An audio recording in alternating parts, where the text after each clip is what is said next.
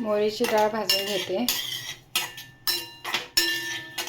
नंतर हे पण आपल्याला भाजून घ्यायचं आहे आणि मिक्सरला हे सर्व बारीक करायचं आहे. इथे मेथीची डाळ घेतली आहे, ती पण थोडीशी भाजून घ्यायची आहे. आता हे व्यवस्थित भाजून घेते आणि मिक्सरला बारीक करते. हे सगळं भाजून घेतलं, मिक्सरला बारीक करून घेतलं. आता कढईमध्ये तेल टाकते.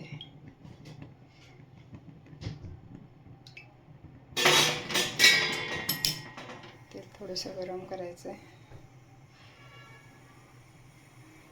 तेल गरम झाले, आता हे सगळं तेलात टाकून घेते.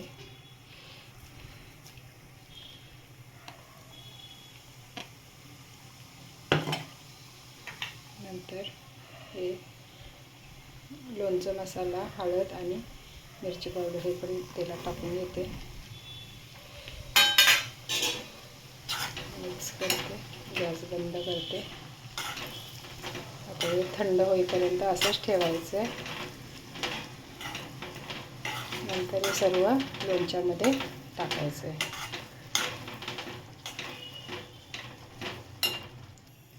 व्यवस्थित छान मिक्स करून पूर्ण हा मसाला थंड होऊन द्यायचा आहे आणि नंतर लोणच्यांच्या फोडीवर टाकून घ्यायचं आहे थंड झाल्यावर.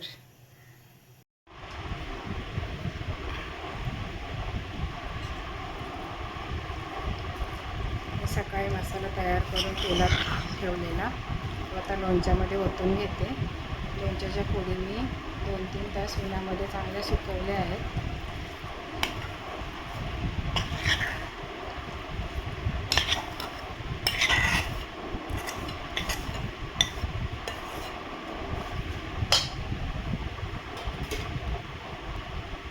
मीठ आहे, वाढवलं मीठ, जवळजवळ 1/2 किलोच्या आसपास मीठ आहे.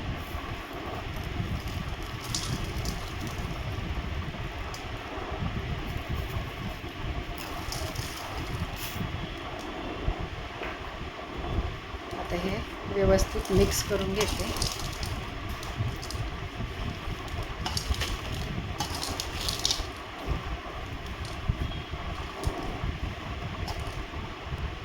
असं मिक्स करून घेतलं आहे मी.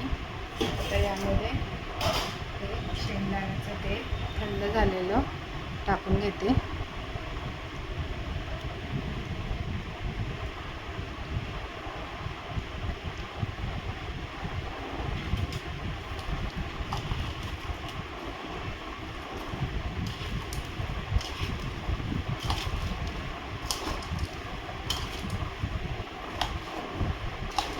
छान असं मिक्स करून घ्यायचं आहे.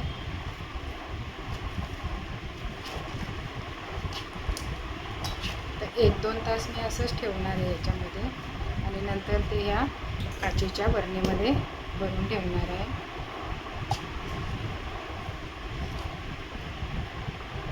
चमच्याने व्यवस्थित होत नाही तर हाताने चांगलं मिक्स करून घेते.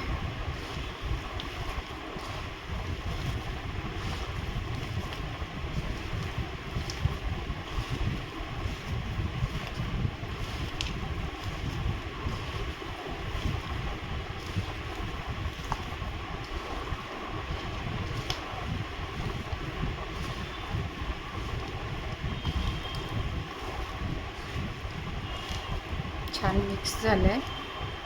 आता जरा वेळ असंच राहून देते आणि नंतर मग बरणीमध्ये भरून ठेवते.